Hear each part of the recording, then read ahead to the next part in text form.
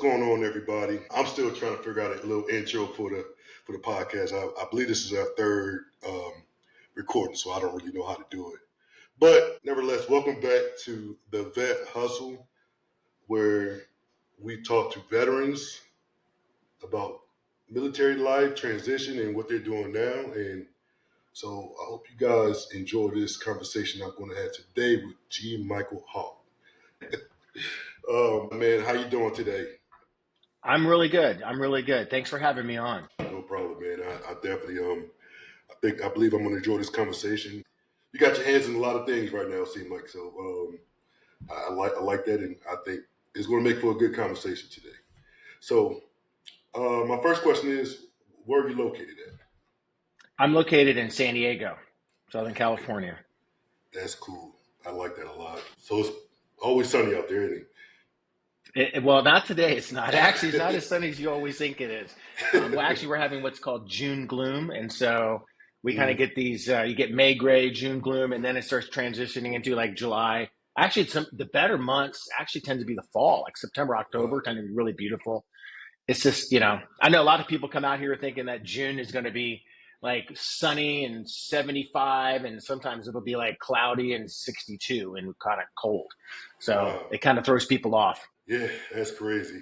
I know I'm here in Tennessee, and it's starting to get a little hot outside. Like May rains a lot, and it's still kind of chilly some nights. I'm a cigar smoker, so like I'm sitting outside of my apartment smoking a cigar and enjoying the night. And sometimes it's a little chilly. I got to bring my hoodie, but it's starting to get a little warmer outside. So I'm digging that because me being in the wheelchair, I get cold fast. Any little slight little breeze, I'm like, oh, it's chill in the air. So yeah. So like I said, it's a military podcast for the most part. What branch did you serve in? Yeah, I did 6 years in the United States Marine Corps. Okay. How was that experience? How I want to ask how was that experience, but how has that helped you in the life that you have now? Well, I'll actually answer the first one too. Like that first Okay. question's fine. The experience was, you and I were talking before we started recording, and Mm-hmm. the experience overall was really good. And I was infantry, did 3 deployments, was over in the Middle East messing around in the sandbox. But Mm-hmm. I just reframed things in my life that even when things were uncomfortable or not optimal or painful, or there was not, again, I always just use the words not very comfortable, Mm-hmm. that I just reframe it that I got to learn something from that.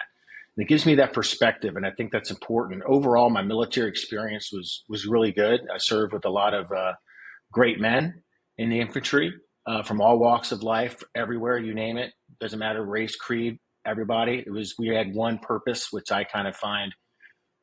That's what I like about the military. It doesn't matter where you came from. Doesn't matter who Mm-hmm. you are. You're there. You have one kind of defining purpose you're working together for. And I really appreciate that. You kind of get outside of yourself. But the military, I had a really good experience. I'm actually really grateful to my country that I got to do that. And I learned a lot from it. Again, I think it's a matter of perspective, again, because you're sitting there serving with people and being with people you may not normally associate with. And now here you are. Mm-hmm. So you just get to learn a lot about people. And I think specifically, like I remember one of my good friends, Derek Wilson, is a black man from South Carolina. And he and I were over in combat together, but he and I would spend lots of nights sitting up and talking about our childhood and our lives. And his life was completely different than mine. And I got a real perspective because you get to know somebody. You're Mm-hmm. talking to them. You get to know, and you're open, and they're your brother. And you learn a lot. And I think that's so important for people. I think so often we kind of put ourselves in our own little corners, and we're away from people. And we let social media sometimes dictate how we should think about people. Yes, And sir. I think when you actually get out there and you're amongst people and you're talking to them and you get to know who they are, and that's the thing. It's like we're all very much the same, and we all Mm-hmm. have the same dreams, the same aspirations, and so I learned so much from being in the military and serving with all these great men. So yeah, that was a great experience. Again, not always comfortable, sometimes painful, but overall, it shaped my life in a positive way that I've taken from it many things. I think about the Marine Corps pretty much on a daily basis in some fashion. I do. I do. It's just there, and it's good. It's good. I mean, it was such a positive experience. My oldest daughter was 17. She wants to go in the Marine Corps, but she wants to become an officer. And my wife's not the biggest fan of that. I mean, because I think the military experience for a woman can be different than a man's. Yeah. I'm not trying to be sexist, but think it can be. It is a very male dominated space, but it can be different. And she's going to have probably a different experience than I had, but that's what she wants to do right now. She wants to, go to college, and upon graduating, get a commission in the Marine Corps. I think that's admirable. And we'll see what happens. Yes, sir. I think that's cool. My family, I'm the oldest of five, and the second and then the youngest are in the Navy. Well, my brother Devin just got out the Navy a couple years ago, and my youngest brother, he's 22. He just got into my sister-in-law's officer in the Navy. So I got some Navy people. So I always go for the Navy when they play Navy, Army, or whatever. I do too, because at Marine Corps we're part of the Navy too. So whenever it's the Army Navy game, I'm always for Annapolis. I'm always for the Navy. I'm always for Navy too. Yeah, I was like, I got too many. Back in the day, I didn't have I didn't care who won it, but like a lot of my family members are associated with the Navy now, so I got to go with the Navy. So why did they join the Navy? It's a funny story. Both of them want to go to the Air Force. It's just for some reason not. They like I remember my brother, because I'm 40. He's 2 years younger than me, so he's 38 now. But at that time, like I was going to college here in Tennessee, and he was looking to go to the Air Force, and went home, and all of a sudden he's like, I'm going to the Navy. Like something happens where could not go, or something. I don't know the whole story. Even my youngest brother wanted to go to the Air Force, and was like, I get a phone call from my mom. I'm talking to my mom. She's like, yeah, well, he's getting ready to go to the Navy. I'm like, I guess it was just destined for them to be. Well, I don't know. Like we always like to pick on. I think it's fun to pick on the Air Force. we we always used to say there's really only two branches of the military. So you've got the Army and the Navy, and then the Air Force is a corporation, because that's really how they're structured, and then the Marine Corps is a cult. So, but the Air Force that's a whole nother animal. I mean, they get treated really nicely, but I think the Navy you can be part of expeditionary force, you can be deployed on ships, or you can just be kind of a land-based, deployments. I think the Navy's, that was actually my first choice. And my dad was a former Marine. He goes, you ain't going in the Navy, son. You're going to the Marine Corps. I'm like, okay, all right, got it. I think you're going to kick my ass. So, but if Navy was like my first choice. And then, again, he told me to follow in his footsteps. And I'm so glad that I did. So I think I want to transition off of this soon because I want to get into a lot of things. But like, I'm in a wheelchair. It's funny that I have two brothers that aren't in that like mode of military. Like they're not military people, but they went that route because they had to. But I would have easily did it right out of high school, but I'm in a wheelchair and I couldn't go. So I like watching videos and things like that. What was your experience getting to boot camp? Like, how did you feel? Like, what was? I feel like I should have asked you that because you're going to give me a good answer. Yeah, well, so first let me just say, when I enlisted for 6 years. Okay. And my dad was like, why the hell are you doing an initial 6-year enlistment? And it's because they were offering me two things. They called it a delayed entry program I was part of. So I enlisted when I was still in high school. Okay. And then then they selected a time when I could go in. But then I can't remember the name of the enlistment. But anyway, so instead of like a 3 or 4 year active duty, I went for 6. Idiot. I had no idea what I was doing. And my old man was like, why don't you just, if you really like it, you can just re-enlist and they'll probably give you bonuses and stuff. Like, I know what I'm doing. They're going to give me guaranteed free, which I didn't realize everyone gets anyway, pretty much for the most part. And they're going to guarantee my first duty station. And I was from the East Coast, so I wanted to get off the East Coast, and they're going to put me in the West Coast. So I'm like, okay, I'll do that. I want to go to California. I want to check out, I want to be part of, go to Camp Pendleton. Anyway, so I did it. So I arrive in boot camp, and then I remember, all hell breaks loose, kind of, not really in the receiving barracks. That's when you get there, they shave your head, they do that whole stuff.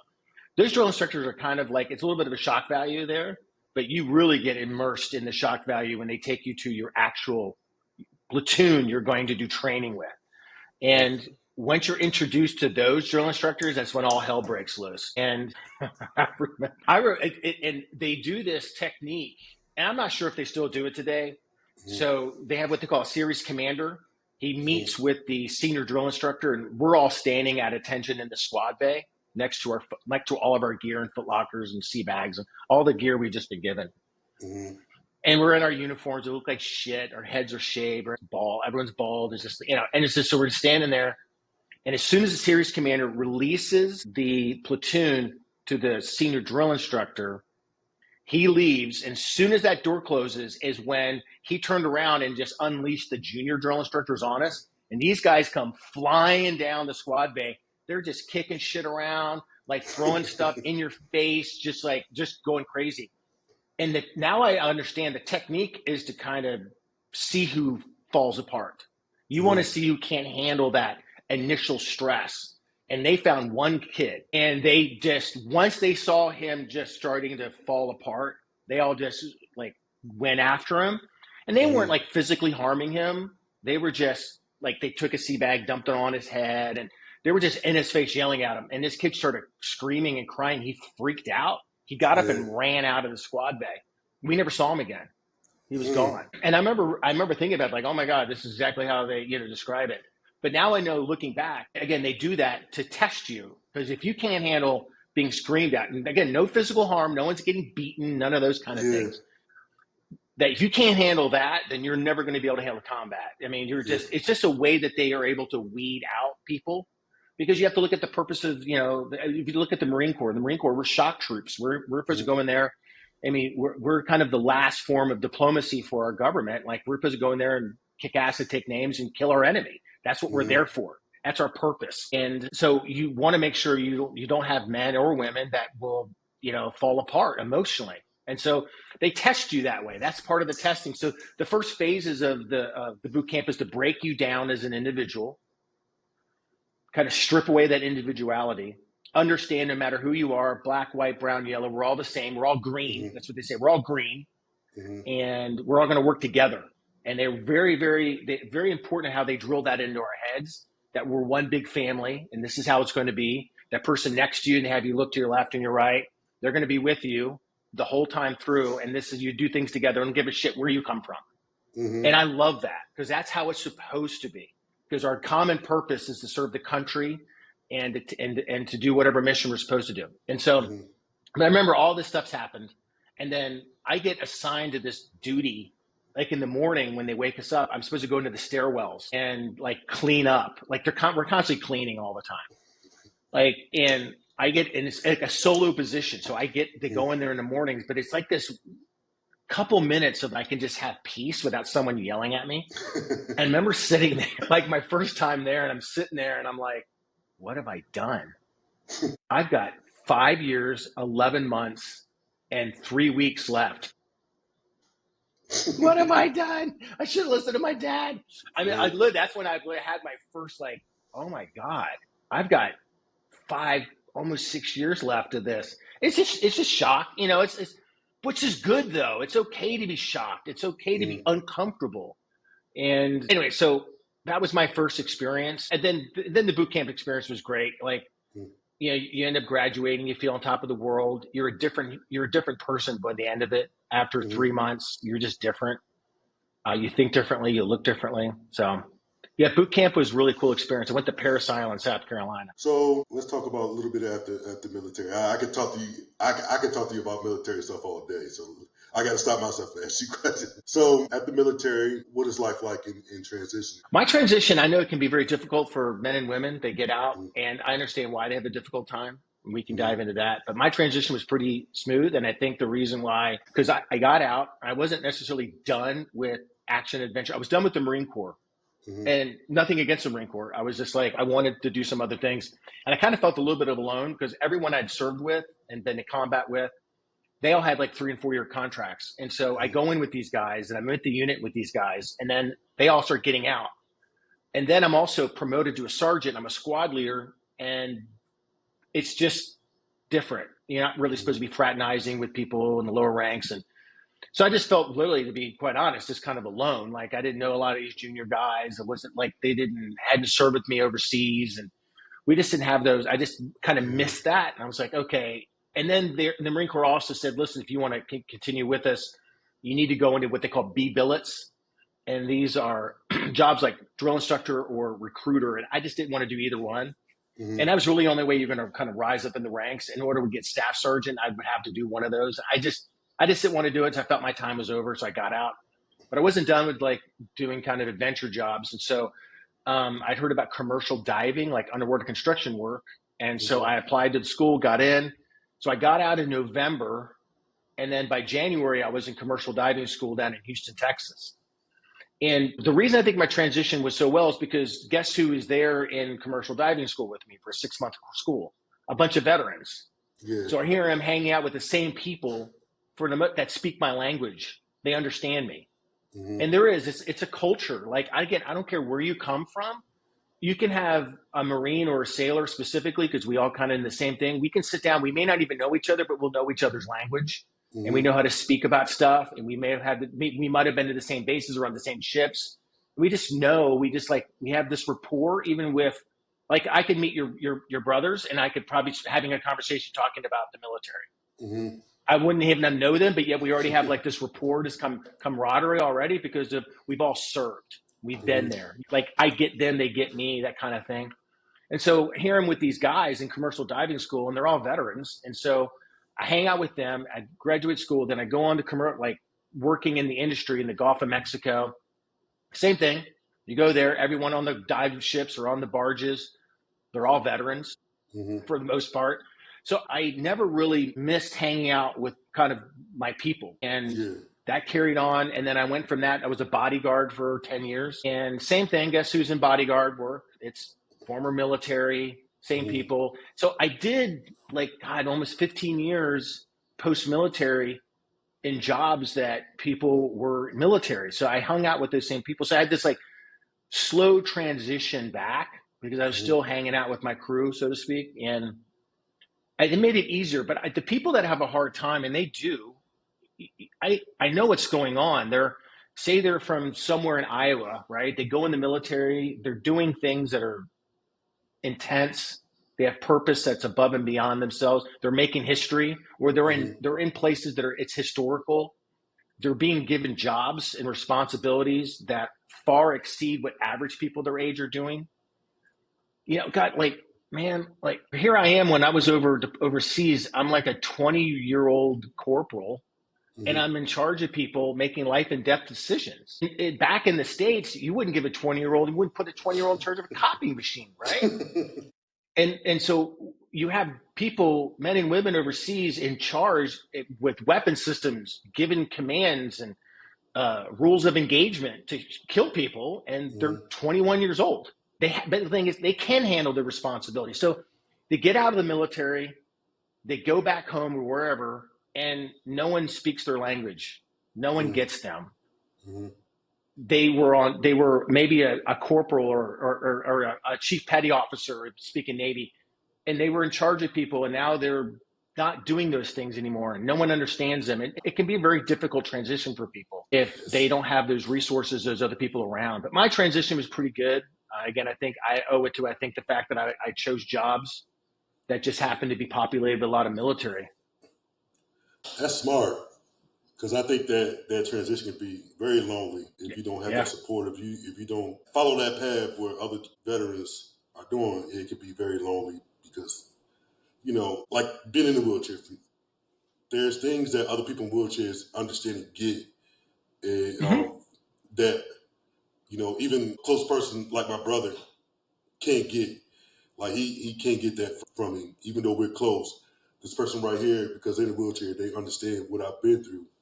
So I definitely understand that in that sense. So I'm glad that that happened for you because I've talked to a lot of people. I have a buddy of mine. He was in the Air Force for 30 years, and he talked about that loneliness outside of that and that transition.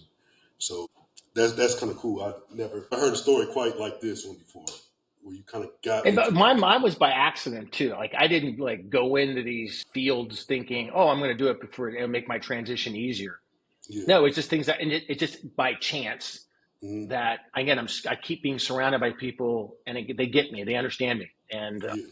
it just made it easier. Yeah, but I can see where it can be very lonely for people. Like, think if you go right from being in the military, especially I'll just speak infantry. Infantry is very like it's different, Mm-hmm. and you go from infantry, you're very close to people. Like I mean, even in proximity, you're always on top of each other. It seems like, and next thing you know, you're in college. Like no one in college understands you, and and you're in college where everyone's like playing the victim card and all this other Mm-hmm. BS that's going on in college campuses. And you just came from an infantry unit in the Marine Corps where they don't Yeah. take that bullshit. They don't hear that. Like Yeah. you just suck it up. And it's a different mindset. And so now you're surrounded with a completely polar opposite mindset. Like I'm a fish out of water. And so it can be really hard for guys, men and women to make that transition without feeling lonely and isolated. Yes, sir. Yes, sir.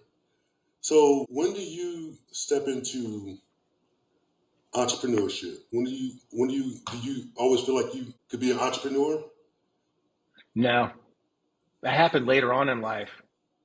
Like much later on in life, I was just working jobs like commercial diver, bodyguard, stuff like that. Mm-hmm. I didn't get into entrepreneurship until I was almost 40. And this is why I always tell people, it doesn't matter what age you are. I mean, Mm-hmm. there's so many examples out there. And I encourage people to look around and look for other people that you can mirror. This is Mm-hmm. like entrepreneur advice. I'm going to say right this because any obstacles are typically obstacles you put in front of yourself Mm-hmm. because there's always somebody out there that can have what you think are disadvantages but they somehow get around them, which means then that is a model to follow that person because of course it's not universal that you can't do this. So I don't Mm-hmm. put an age on things. I look at like these you might think these are an extreme example, but like look at Ray Kroc, McDonald's guy. Mm-hmm. He didn't do that until he was like in his 50s. Mm-hmm. He was a struggling milkshake salesman. That's what he did before. And then he came upon the McDonald's guys out here in California, and he's like, he loved what they were doing.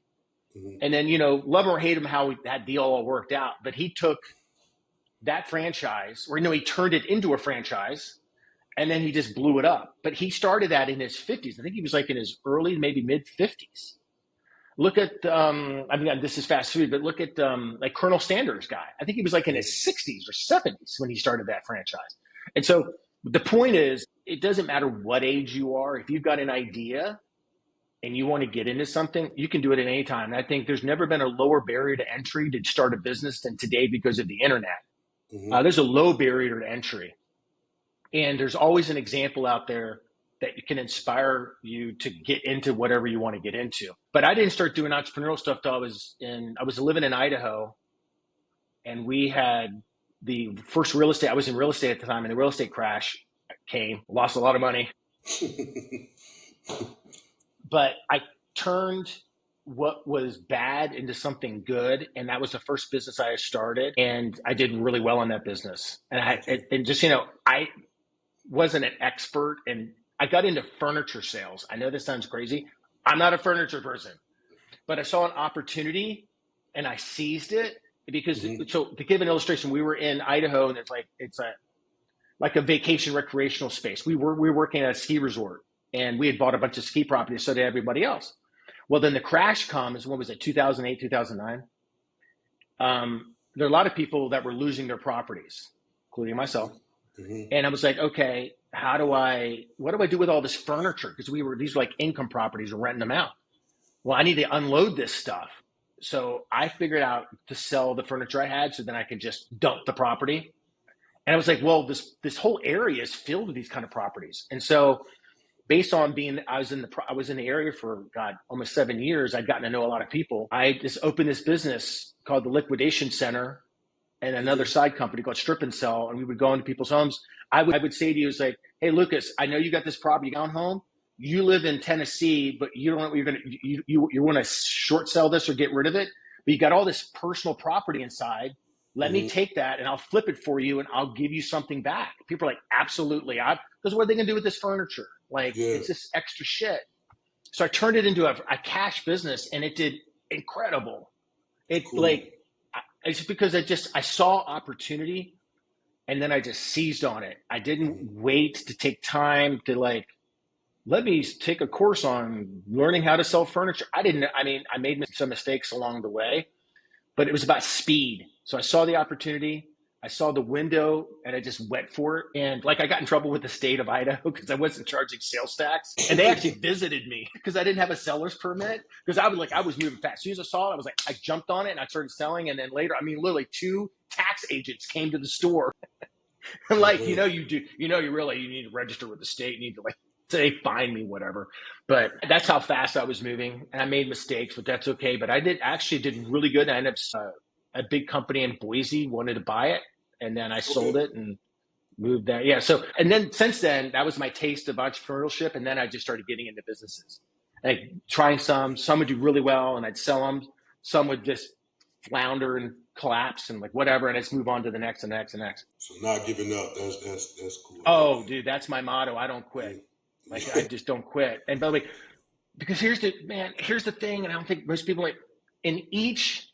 So there's 2 words: failing, Mhm. failure. Mhm. Failing is present tense. We all will fail. Yeah. I don't care who you are. Everyone will experience failing. But do you make yourself a failure? That's past tense. You only do that if you choose to do that. True. I think a lot Do of you have to us. think about that? So even when if you fail at something, you can either figure out a way around whatever you find, what's the issue? Why is this failing? You identify that and you navigate around it. And you always have to have a mindset. This is one thing I've learned. You gotta have a mindset that, okay, this is just a temporary problem. I'll figure it out. Hmm. And then I reframe it that this is a learning opportunity. I learned that this one thing doesn't work, Hmm. or I need to perfect this. And I don't look at failure as something as failing is bad. I learned that every successful person you will ever encounter in life has failed at something. There's not one person who's very successful that has not created a widget, a product, a service, a company that Hmm. didn't have headwinds, and some of those didn't work out. They didn't let them stop them. They just go, that didn't work. They moved on. I learned something. So I always reframe everything, man, as um, just opportunities to learn and grow. Yeah. So I never fail. I never fail. I know that's what in my life I try to be like that. It's a learning opportunity, and just keep going, and you know what to do. Not skipping the process. I think so. I just put in the LLC last week. I'm trying to get a cleaning company, a remote cleaning company, where I'm acting as a broker, and I have my I subcontract out the job. So that's what I want to do. It's something that fits me well. Something I can talk to uh, people about. So people in wheelchairs can do the job. It's easy. It's like it's no physical anything with it. You can get on there and just work. So I'm trying to do So let some me ask you: things. are you going? Can I ask you a question? This will Yes, help you. sir. I think I can help you here. Are you looking at? Will this be like an app base where you'll be having an app where people sign up for services? What kind of interface are you going to have with the general public or with other cleaners? What's that interface look like? I'm do word of mouth. I'm gonna do marketing like on Facebook and stuff like that, and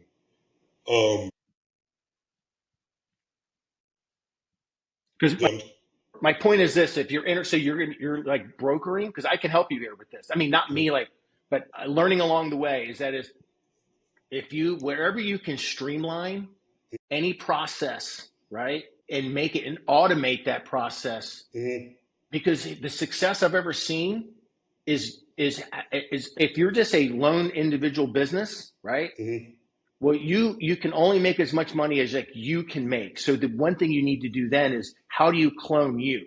How do you make mm-hmm, more of you, right? mm-hmm, To leverage, right? To leverage that. And so one way to do that is to streamline your time. And how mm-hmm, you streamline your time is make the processes of engagement with the public or business to business automated. mm-hmm, So, right? And so one way to do that is creating an app or a website that they interface with, right? Yeah. And now it's so, this is where I was going to get to. They're so inexpensive to do it. There's a company called Replit. Okay. You ever heard of Replit? You I can have jump on not. Replit and you can do for $20 a month. You can create as many apps or websites, landing pages as you want. And it's AI based. Okay. I've created numerous apps with it and it can create them in minutes. It's insane. And yeah, so Replit, Replit, check it out. Like if you need some kind of way to interface with the client or with Okay. business to business, anyway, so I'm kind of went off on a tangent there, but No, you're good. I actually. I like offering people advice or coaching them based upon the experiences that I've had to kind of shorten the time, right? Why do you need to learn it? Take this and then boom, you get here much faster. It's about time. Yeah. I definitely take all the help information I can get because this is my first time. I have friends that are entrepreneurs, but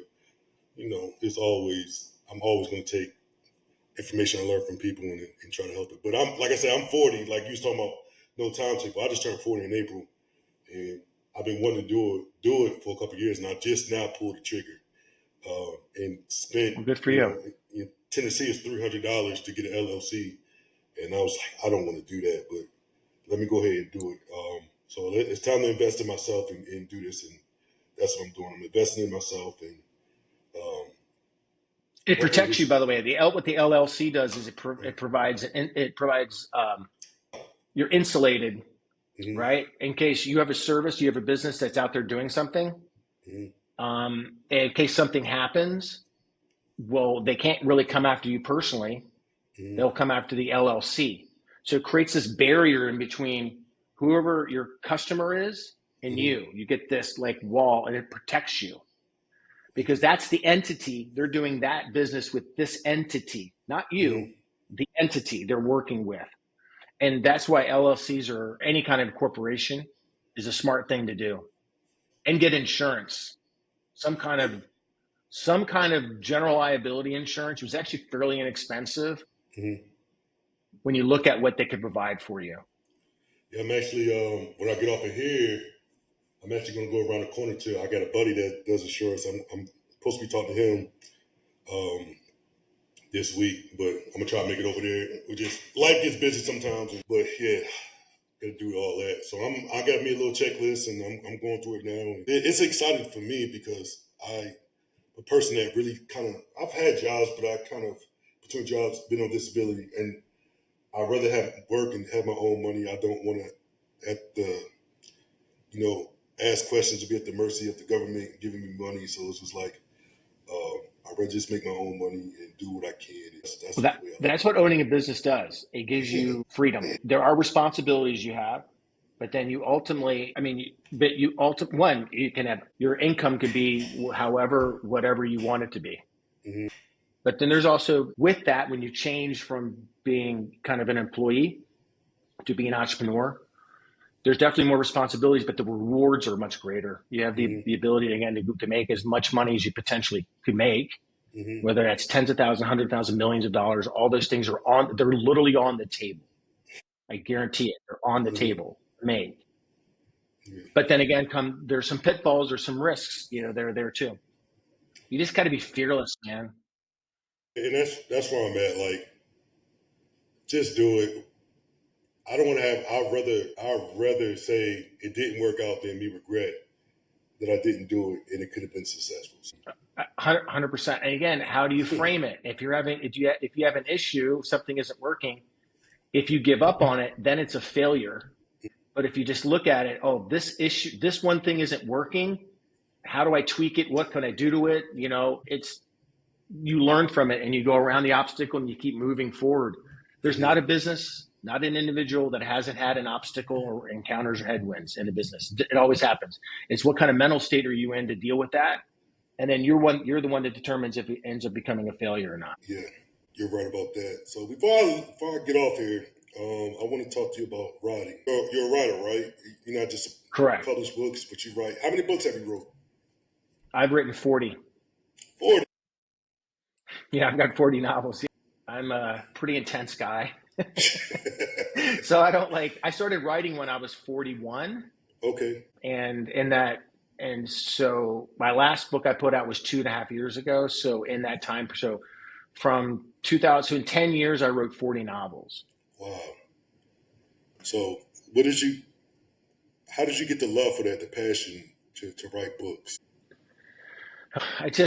I've always been a big reader, so that helps Mhm. out a lot. And my very first book was born from the fact that I wasn't finding something I wanted to read, so I decided to just write it. It was as simple as that. And again, I don't overcomplicate things. Mhm. I do some due diligence on stuff.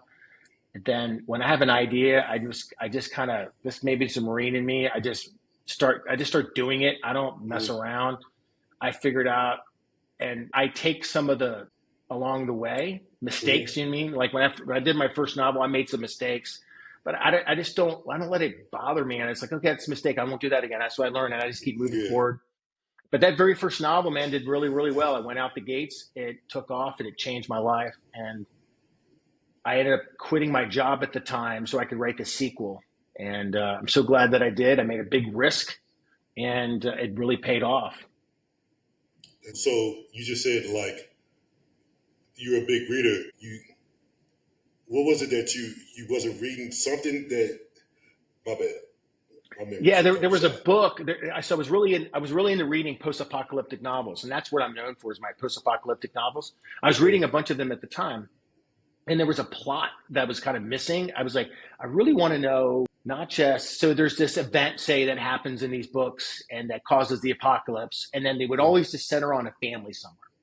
And like, Mhm. well, what's happening around the world? What's going on in government? What's happening in the military? And you never really got that. I was like, I want a book. I kind of want, as a reader, I want to know what's going on everywhere. Yeah. Like, and so I said, if I can't find it, I'll just write it. And so I wrote that very first book, was the first book in the series. It's a very complicated plot, meaning what I mean complicated is detailed, and there's lots of moving parts. Mhm. And so the reader, when they pick up the book, they're experiencing various different point of view characters, around the world. From someone's in government, someone's in the military, a family in San Diego, as they're all struggling to survive this event. And again, it must have been, and it must have been something other people wanted because the book did really, really well. And I'll say this too: whatever you set about doing, like writing a book, Mhm. write the book. The first reader you need to be concerned about is yourself. Mhm. Write the book that you want to read, Mhm. and I guarantee there is an audience for that. I'm not saying everyone. Don't write a book for everyone to read because that's Mhm. not going to happen. Write a book that you want to read first, and I know there's an audience for it. I don't know what the size is, but there's an Mhm. audience for it. So write the book you want to read and make it a good and compelling story. That's cool. So I'm a post-apocalyptic guy, but I'm in love with the zombie genre though. So that's my thing right there. I like all of it, but like specifically zombie stuff. I love zombie stuff. And there's a book. I love audiobooks. I'm not a person that can sit down and read, so audiobooks are good for me. It's like 20 some books, and I've went through pretty much all of them. And the last one's about to be released, but like Which one is go. that?